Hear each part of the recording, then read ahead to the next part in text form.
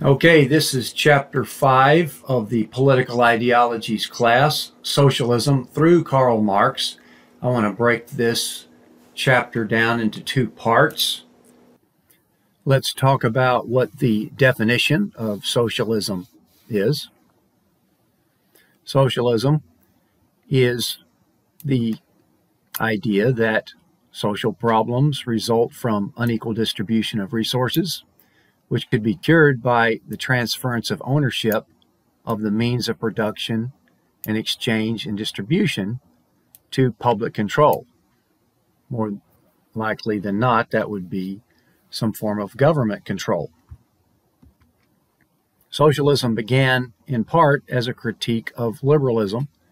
As we'll see here, some of the primary differences include that since liberalism is based on the idea that humans are naturally competitive creatures, socialism bases it on the idea that humans are naturally cooperative creatures, cooperation rather than competition. Two general forms of socialism: that it could be through centralized control, where the government assumes the responsibility for the public property, or a decentralized control where groups at the local level could exercise this as well. And as we move forward, even in today's world, socialism remains somewhat united on its opposition to unrestricted capitalism.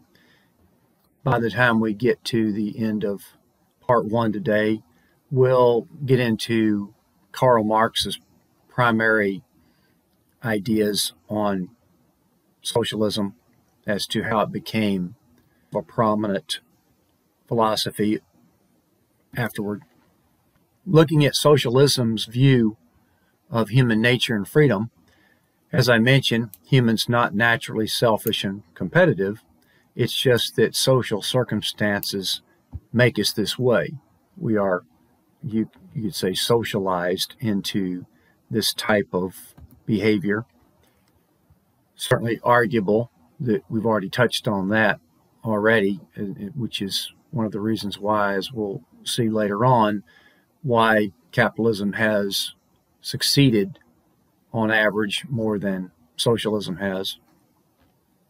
But socialism looks at the potential for perfecting human behavior or relieving suffering, and that individuals act in systems of relationships with other individuals, not necessarily just driven for their own individual self-interest. Also, that the working class shares common goals: fulfillment, a fair share of the rewards, a voice in what they can get from their labor, equal opportunity to pursue their talents. Those are some of the common goals of the working class. But it's the capitalist production, the strive for productivity, that thwarts these common goals. Also, socialism looks at the idea that the wealthy or the owner class is motivated to maintain mental barriers to the ignorant poor. One of Marx's central arguments in getting the working class to rise up against the owner class, because they were socialized into believing that this separation existed. Now, the origins of socialism, going way back, the early Christians came up with the ideas early on that it's a duty to share with others. Thomas More was known for his work, fairly small fictional work called Utopia, where he's looking at a region that has come up with communal ownership, no private property. This work turned out to be quite famous in its day, and then subsequently fairly influential on inspiring other ideas where this could be possible. Thomas More was also known for, later on, his resistance to Henry VIII, the king's proclamation of being the leader of the Church of England that he established. More refused to accept Henry VIII as the head of that church, More being a staunch Catholic, and he was actually beheaded for that. Moving forward into the 17th century, groups such as the Diggers, they looked at from the point of view of the farmers, the agrarian visions of having communal crops. With the Industrial Revolution, we're talking here the first one in England, peasant farmers that left the land or were forced off because of this transition to the industrial type of economy. These diggers then resisted capitalist shifts to the factories, to the mills, to the mines, and they rejected these dislocations as inhumane. So these are some of the early origins of socialist thought. Even Charles Dickens, writing later on in the 1800s, his very famous work, Christmas Carol, where he's looking at Scrooge as the embodiment of the evils of greed. Some philosophers were looking at trying to establish somewhat of a scientific basis of socialism. Henri Saint-Simon said that the individual is not an isolated creature, that we have some recognition here of complexity and interdependence, and that this laissez-faire notion of hands-off, keeping government out of the way, letting people produce and consume as much as they want, that leads to gluts and waste. And he had somewhat of a fondness for this technocratic type of system where rule by experts rather than politicians, I guess you could say, and planning. And then Charles Fourier was another early philosopher, espoused that evils are embodied in the institutions themselves, and that this competitive commercial society frustrates the desire for harmony, that if humans cooperate freely for the common good, which socialist idea is that humans would naturally want to do that, thus a coercive apparatus not needed. Another one of the earlier philosophers, Robert Owen, was considered one of the earlier utopian socialists. He said that rewarding greed and selfishness sends the wrong message, that rather a cooperative effort at production for a public profit is a preferred way to go. He describes this as a deformed character that we've been taught into this system, result of defective education.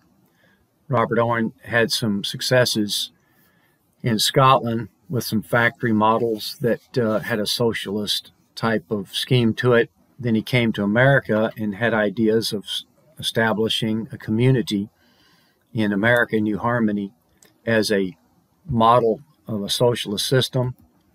It failed within a few years for a variety of reasons. It was not well planned out, ironically. He was not prepared for the influx of people that were going to come there.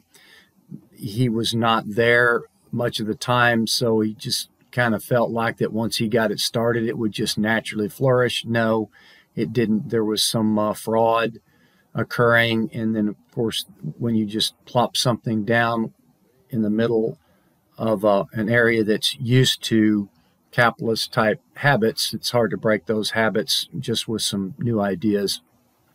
After that failure, he did continue to promote unionism and co-ops from then on, which obviously have had various levels of success in the United States. One of the preeminent philosophers that had perhaps the most influence on Karl Marx would be Hegel.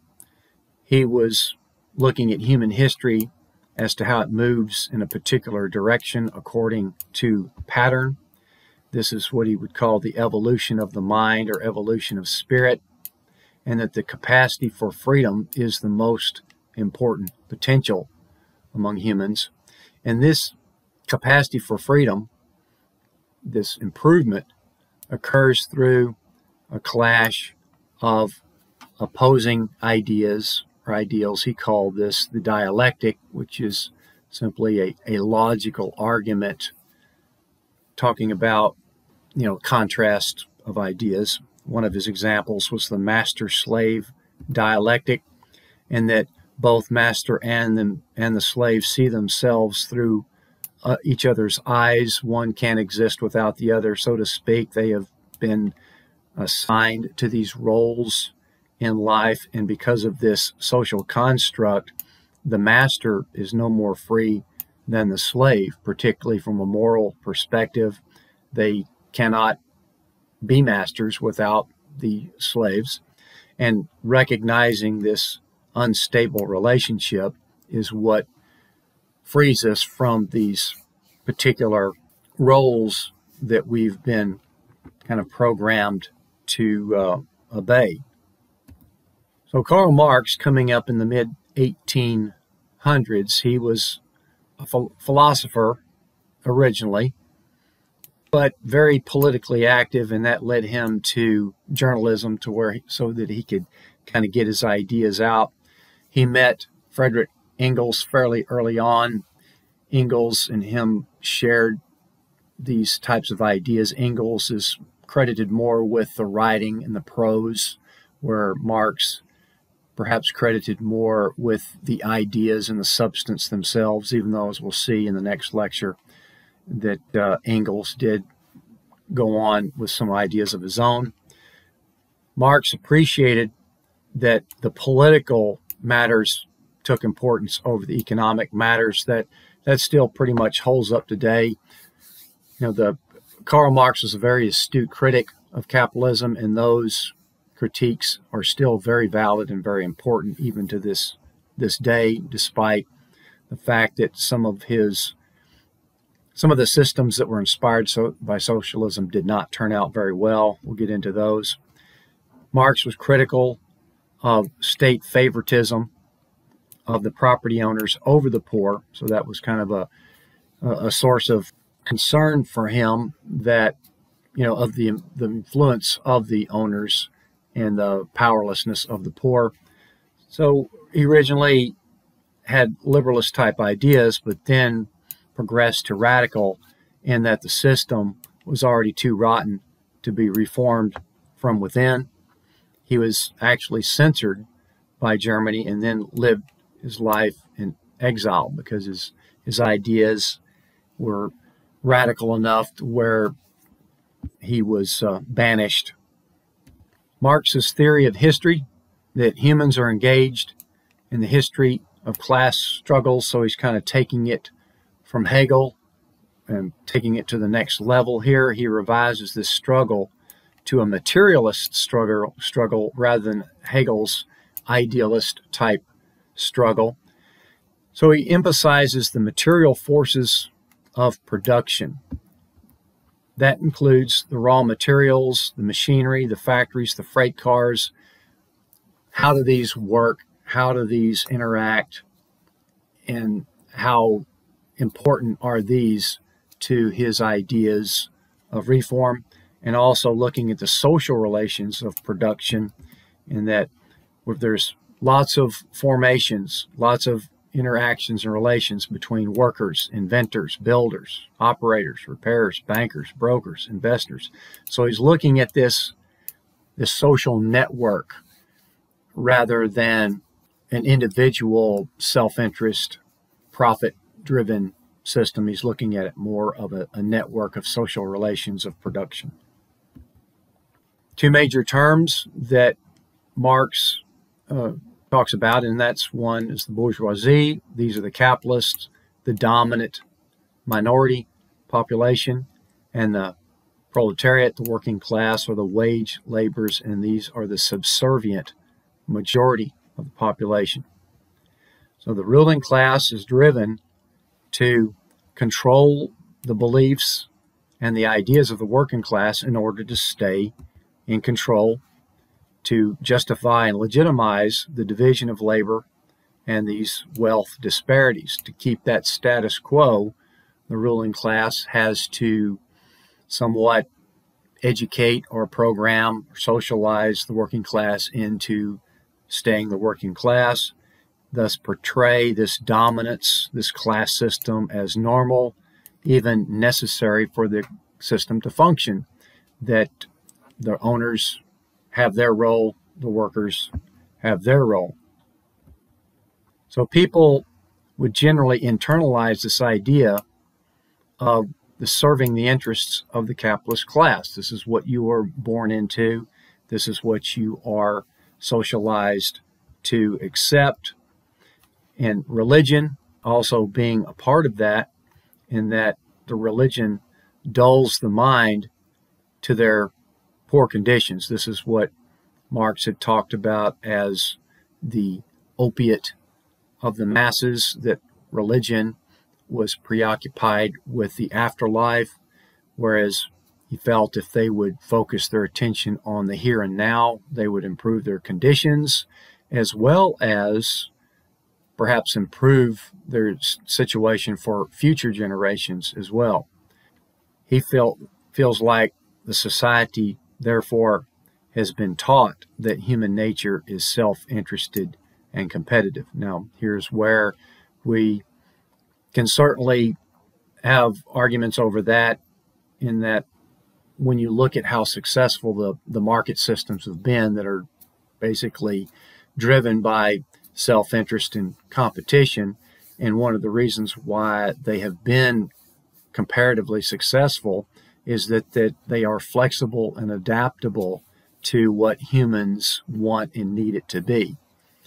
Again, we're still trying to find some common ground there, but Marx's theories, we're looking at the owner class somewhat exploiting the worker class, which, yes, it was considerably more of that situation back in those days. Although Marx was unable to predict a lot of things, such as the workers being able to buy stock in their own company or benefits such as insurance programs and things like that. So was not quite able to foresee everything. And as we'll talk about in the next section here, that Marx's predictions did not play out. Here in this particular theory of history, Marx was saying that professors and the mass media are somewhat of an unwitting part of this indoctrination of the working class, and that the working class suffers from this concept of false consciousness. All right, so what I wanted to do is break this up into two shorter lectures rather than try to cram it into one, plus my schedule between now and the next test. This makes it conducive for me to be able to spread it out a bit here. So I will go ahead and end part 1, and then we'll pick up part 2 of chapter 5, Socialism through Marx, on the next one.